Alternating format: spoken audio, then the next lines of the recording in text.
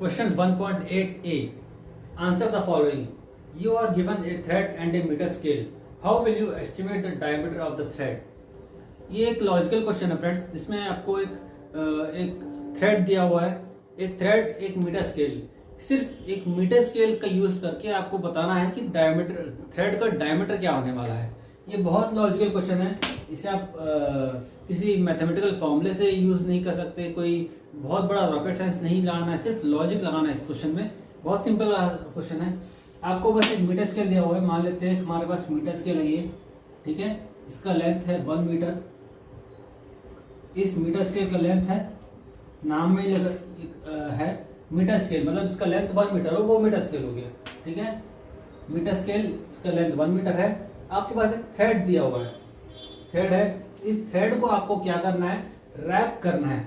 इसके लेंथ, इसके through out length के में पूरा आपको इसका लेंथ को रैप करना है। रैप करना मीन्स एक ऐसे आएगा और ऐसे रैप करना है कि बिल्कुल दो थ्रेड्स आपस में टच कर रहे हों, कोई गैप ना हो। पहली बात, कोई गैप ना हो और कोई ओवरलैप ना हो। ये दो बातों को ध्यान रखना है। सारे थ्रेड्स को आपस में ऐसे रैप करना है कि इसमें कोई आपस में गैप ना हो और कोई ओवरलैप ना हो, और ऐसे थ्रू आउट लेंथ कर रहा है, पूरे लेंथ में, पूरे लेंथ में आपको ऐसे रैप करना है इस थ्रेड को। ना गैप हो ना ओवरलैप हो, दोनों बातों को ध्यान रखना है हमको। जब ऐसे हम पूरा रैप कर देंगे तो एक लॉजिकल सा आंसर आता है। आपको डायमीटर अगर निकालना है, ये मान लेते हैं अपने आपको सबसे पहले पता नहीं कितने राउंड्स आपने रैप किए। मान लेते हैं हम n राउंड्स हमने लैप किए हैं, मान लेते हैं हम n राउंड्स लैप किए हैं। तो डायमीटर कैसे निकालेंगे? ये इसको यूज करने के लिए कोई फिजिक्स का फॉर्मूला, कोई इक्वेशन नहीं लगा है। सिंपल, आपने बहुत सारे लॉजिकल क्वेश्चंस 9th 10th में किए हैं, ये भी एक लॉजिकल क्वेश्चन ही है। उसको यूज करने के लिए आपको यूज करना पड़ेगा length of the rod upon number of windings.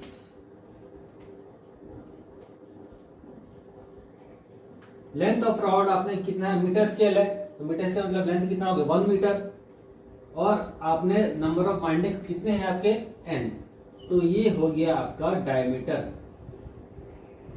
1/n, ठीक है। आप देखिए इसको लॉजिक समझो। एक रॉड है, एक थ्रेड है, इसको आप पूरा एक राउंड रैप करोगे तो जो गैप आ रहा है, जो लेंथ आ रहा है, वो that itself is the diameter of the rod, ठीक है। ये लॉजिक है, इसमें और कुछ नहीं है। बहुत लॉजिकल क्वेश्चन था। आइए नेक्स्ट क्वेश्चन करते हैं। Question 1.8b. A screw gauge has a pitch of 1 mm and 200 divisions on the circular scale.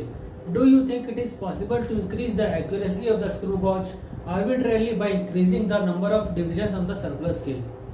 इस क्वेश्चन में हमको एक स्क्रू गॉज दिया हुआ है, इसकी एक पिच दी हुई है और नंबर ऑफ डिविजन्स 200 दिए हुए हैं। हमको ये बताना है कि नंबर ऑफ डिविजन्स अगर हम बढ़ा दें तो एक्यूरेसी पर क्या फर्क पड़ेगा। इसकी थ्योरी समझते हैं। हमको पता है एक्यूरेसी, नंबर ऑफ एक स्क्रू गॉज हमारे पास, हमें पता है एक स्क्रू गॉज हम बनाए, ये हमारा स्क्रू गॉज अगर दिया हुआ है और हम इसमें जनरली हमें पता है स्क्रू गॉज में हम इसके मेजरमेंट्स जो करते हैं, थिन वायर के मेजरमेंट्स करते हैं।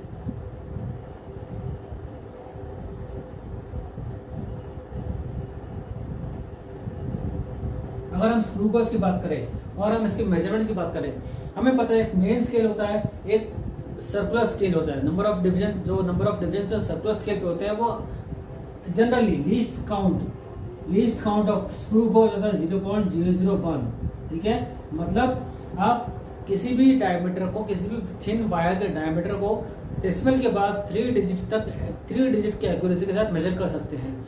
अब यहाँ क्वेश्चन में बोल रहा है number of circular scale division को अगर 200 डिवीजन से बढ़ाकर 400 डिवीजन, 500 डिवीजन कर दिया जाए तो उसकी एक्यूरेसी पर क्या फर्क पड़ेगा। आइए देखते हैं। हमें पता है लीस्ट काउंट का फॉर्मूला होता है pitch upon number of circular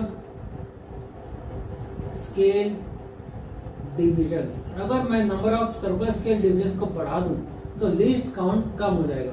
और हमने क्वेश्चन नंबर 1.6 में देखा है लीस्ट काउंट कम होने का मतलब प्रिसीजन बढ़ता है। एक्यूरेसी और प्रिसीजन दोनों अलग अलग चीज़ें हैं, दोनों सेम चीज़ें नहीं हैं। हमें एक्यूरेसी से मतलब है।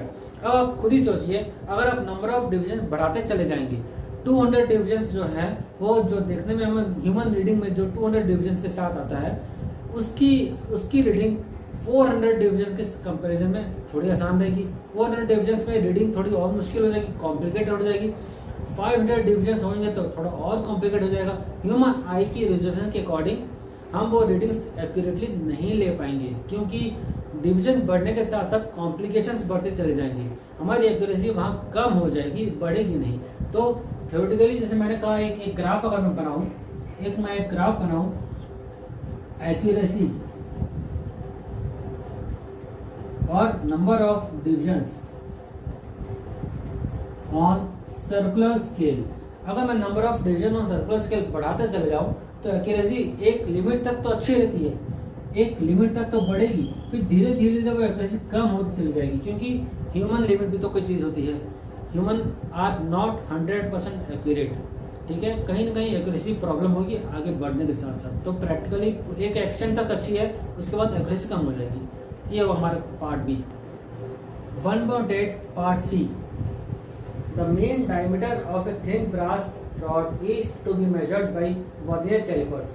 Why is a set of 100 measurements of the diameter expected to yield a more reliable estimate than a set of 5 measurements only? इस क्वेश्चन में आपके पास एक वर्नियर कैलिपर दिया हुआ है, उसके साथ दो अलग अलग सेट ऑफ रीडिंग्स दी हुई है। पहली सेट ऑफ रीडिंग्स वो है सेट 1 और सेट 2। सेट 1 में 100 रीडिंग्स बात कर रहा है, सेट 2 में सिर्फ 5 रीडिंग्स की बात कर रहा है।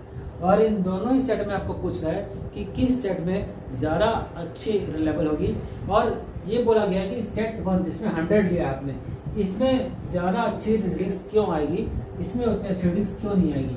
फ्रेंड्स, ये एक बहुत लॉजिकल क्वेश्चन है, कोई रॉकेट साइंस नहीं है। आप ये प्रैक्टिकली ऑब्जर्व किया गया है, ऐसा होता भी है कि आप अगर नंबर ऑफ रीडिंग्स जो है, एक सेट ऑफ रीडिंग्स, जितनी ज़्यादा रीडिंग्स बढ़ाते चले जाओगे, रैंडम एरर जनरली जब हम मेजरमेंट करते हैं रैंडम एरर आ जाते हैं। ये इस एरर को मिनिमाइज करने का सिर्फ और सिर्फ एक ही तरीका है, जितने ज़्यादा रीडिंग्स आप बढ़ाते चले जाओगे, एरर वैसे ही ऑटोमेटिकली अपने आप कम होते चले जाएंगे। कम सेट ऑफ रीडिंग्स ज़्यादा एरर, ठीक है। लेस रीडिंग्स मोर एरर, मोर रीडिंग्स लेस एरर। ये सीधा सीधा कॉन्सेप्ट है। आप रीडिंग्स बढ़ाते चले जाओ, आपकी एरर ऑटोमेटिकली कम होती चली जाएगी। ये इन्वर्सली प्रोपोर्शनल होता है। तो इसका सीधा सीधा आंसर रहा पार्ट सी का कि जी हाँ, नंबर ऑफ रीडिंग्स बढ़ाते जाओगे दो readings are more reliable than number of less readings, ठीक है। ये था हमारा 1.8 पार्ट सी।